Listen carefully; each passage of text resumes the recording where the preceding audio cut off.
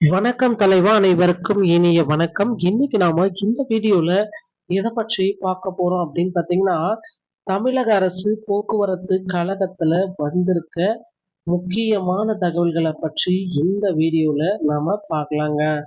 தமிழக அரசு போக்குவரத்து கழகத்துல 2025க்குண்டான அறிவிப்பு வந்தாச்சுங்க.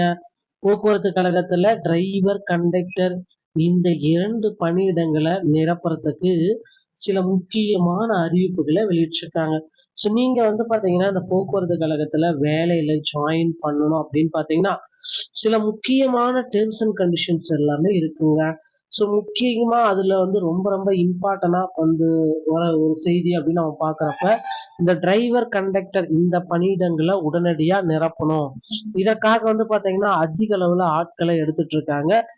டிஎன்எஸ்டிசில பாத்தீங்கன்னா இனி வரும் காலங்கள்ல போக்குவரத்து கழகத்துல டிஎன்எஸ்டிசில டிரைவர் கம் கண்டக்டர் மட்டும்தான் நாங்க எடுப்போம், டிரைவர் தனியா எடுக்க மாட்டோம், கண்டக்டர் தனியா எடுக்க மாட்டோம் அப்படின்றத தெள்ள தெளிவாக குறிப்பிட்டு சொல்லிட்டாங்க. ஸோ போக்குவரத்து கழகத்துல இந்த தேர்வு நடத்தப்படுமா,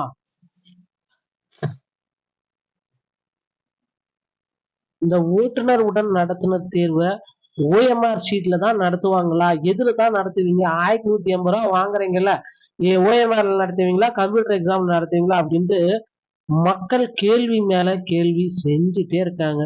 so driving licence, conductor licence, badge, first aid certificate இது எல்லாம் இருந்தா மட்டும்தான் உங்களால பாத்தீங்கன்னா இந்த டைம் போக்குவரத்து கழகத்துல விண்ணப்பிக்க முடியும். இதுல எதுவும் இல்லைனாலும் போக்குவரத்து கழகத்துல உங்களால விண்ணப்பிக்க முடியாதுங்க. ஸோ டிஎன்எஸ்டிசி போக்குவரத்து கழகத்துல டிரைவர், கண்டக்டர் உண்டான பணியிடங்களை நிரப்ப அரசு பாத்தீங்கன்னா முக்கியமான அறிவிப்புகளை தற்சமயம் வெளியிட்டு வராங்க. ஸோ சில மாவட்டங்கள்ல பாத்தீங்கன்னா போக்குவரத்து கழகத்துல முக்கியமான அப்டேட்டை கொடுத்திருக்காங்க. அதுவும் என்ன மாதிரி அப்டேட் அப்படின்னு நம்ம பாக்குறப்ப, நாங்க பாத்தீங்கன்னா ஒப்பந்த ஊழியர்களையும் எடுத்துக்கிறோம், எங்க மண்டலத்துக்கு போக்குவரத்து எடுக்க வேண்டாம் அப்படின்ட்டு சில மாவட்டத்துல கொடுத்துட்டே இருக்காங்க. சோ அது ஒரு பக்கம் இருந்தாலும் இப்ப பாத்தீங்கன்னா கூடுதலா வேகன்சிஸ போடணும் அப்படின்ட்டு போக்குவரத்து சங்கங்களும் போராடிட்டே இருக்காங்க. அது ஒரு பக்கம் இருந்தாலும் இப்ப பாத்தீங்கன்னா இந்த டிரைவர் கம் கண்டக்டரே வேண்டாம், நீங்க பழையபடி எடுங்க, டிரைவர் தனியா கண்டக்டர் தனியா எடுங்க அப்படின்றாங்க. இது எல்லாத்தையுமே பாத்தீங்கன்னா போக்குவரத்து கழகம் என்ன முடிவு எடுப்பாங்க அப்படின்றது இன்றைய தினம் வர ஒரு கிளாரிட்டியே இல்லாம போயிட்டு இருக்குங்க. ஸோ டிஎன்எஸ்டிசி உடைய இடைக்கால வழக்கினுடைய முடிவுகள் பாத்தீங்கன்னா விரைவில் வழக்கிற்கு இருக்குங்க. ஸோ இந்த டிரைவர் கம் கண்டக்டருக்கு எதிராக சில கேசஸ் எல்லாமே போட்டிருக்காங்க. ஸோ இந்த டிரைவர் கம் கண்டக்டர்ல இந்த மாதிரி கேசஸ் எல்லாமே ஸ்டார்ட் ஆனதுனால ஸோ டிரைவர் கண்டக்டரை பாத்தீங்கன்னா தனித்தனியா தான் எடுக்கணும், ஒரே மாதிரி எடுக்கக்கூடாது, டிரைவரையும் கண்டக்டரையும் ஒரே நேரத்துல எடுக்கக்கூடாது. ஸோ டிரைவிங் லைசன்ஸ் இருந்தா டிரைவர் ஆக்கிக்கலாம், கண்டக்டர் லைசன்ஸ் இருந்தா அவரை கண்டக்டர் ஆக்கலாம் அப்படின்னு எடுங்க, டிரைவர் கம் கண்டக்டரை எடுக்காதீங்க அப்படின்னு கோரிக்கைகள் எல்லாமே வச்சிருக்காங்க. ஏன்னா மக்களுடைய சீனியாரிட்டி, ஒட்டு மொத்த சீனியாரிட்டியும் டிரைவர் கம் கண்டக்டர் ஜாப்ல இருக்கிறவங்களுக்கு மட்டும்தான், ஒட்டுமொத்த டிரைவர் கண்டக்டர் தனித்தனியா சீனியாரிட்டியும் முடிஞ்சு போச்சு. இப்படி எடுத்தாங்க அப்படின்னா அந்த மக்கள் பாத்தீங்கன்னா டிரைவரை 10 வருஷம் டிரைவரா இருந்தாங்க, 10 வருஷம் கண்டக்டரா இருந்தவங்களுடைய வாய்ப்புகள் அறவே முடிஞ்சு போச்சு அப்படின்றத கோரிக்கை வச்சிருக்காங்க. சோ இந்த டைம் அது முடிச்சுட்டாங்கன்னா இனி வரும் காலங்கள்ல அதே மாதிரி நடக்கும்ன்றதுனால போக்குவரத்து கழகத்துல இந்த டிரைவர் கம் கண்டக்டர்ன்ற ஜாப இந்த இதை நீக்கணும், அறவே நீக்குங்க அப்படின்னு கோரிக்கை வச்சிருக்காங்க.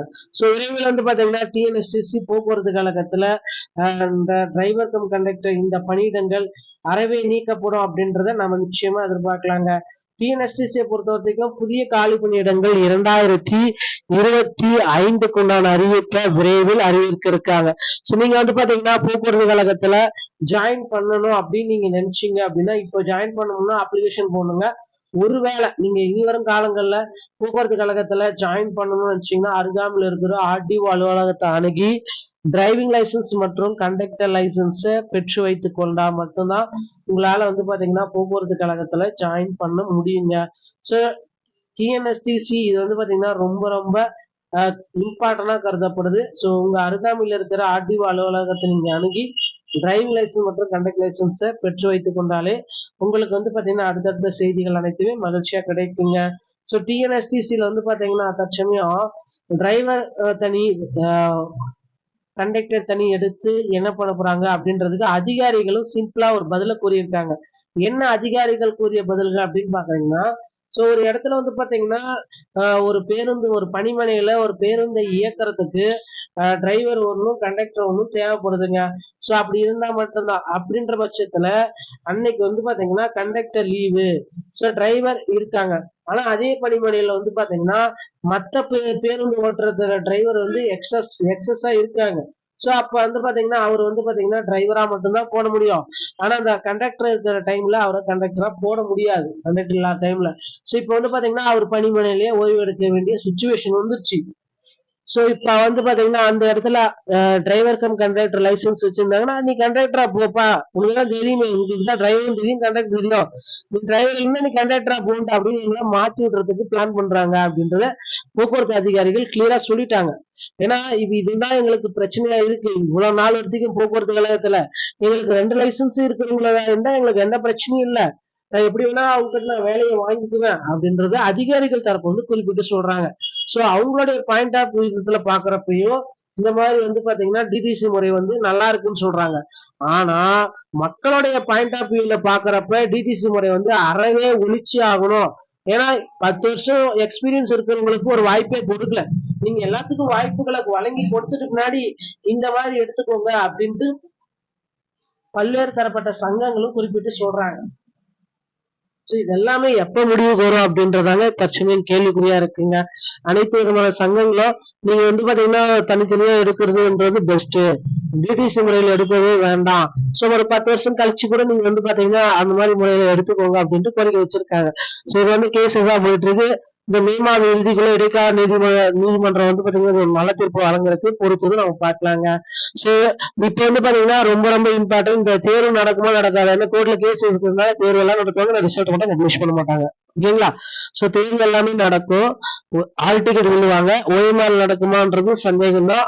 பட் ஆனா ஏதோ ஒரு முறையில் நடக்கிறதுக்கு பிசிக்கல் டெஸ்ட் கம்ப்ளீட்டா நடக்குங்க. ஸ்கில் டெஸ்ட் கண்டக்டர்னா கண்டக்டர் காட்டணும், டிரைவர்னா டிரைவர் ஓட்டி காட்டணும். ஸ்பீட் லிமிட் வந்து பாத்தீங்கன்னா 50ல இருந்து 60 வரைக்கும் உங்களை ஓட்ட சொல்லுவாங்க. ஸோ கியர் லிமிட் வந்து பாத்தீங்கன்னா 3rd 4th 5th வரைக்கும் நீங்க கியர் எல்லாமே ஆக்சஸ் பண்ணி காட்டணும். ஸோ அதுக்கப்புறம் டர்னிங்ல என்ன பண்ணணும், ஸோ அது மாதிரி நேர்ல போறப்ப என்ன பண்ணணும், சிக்னல் போக்குவரத்து விதிகளை நீங்க ஃபாலோ பண்றீங்களா, இந்த மாதிரி எல்லாமே கொஸ்டின்ஸா கேட்க வாய்ப்புகள் இருக்கு. பொறுத்து நம்ம பார்க்கலாம். தமிழக அரசு போக்குவரத்து துறையில இந்த அப்டேட் வந்து பாத்தீங்கன்னா தற்சமயம் வெளியாகி இருக்குது. மக்களிடையே ரொம்ப பரபரப்பு ஏற்படுத்திக்கிறீங்க. போக்குவரத்து துறை சம்பந்தமான செய்திகள் அனைத்தையும் நீங்கள் உடனுக்குடன் பெறணும் அப்படின்னு நினைச்சீங்கன்னா நீங்களுடைய சேனலோட இருந்திருங்கள். மீன் ஒரு நல்ல தகவலோட நான் உங்களை சந்திக்கிறேன். நன்றி, வணக்கம், தேங்க்யூ.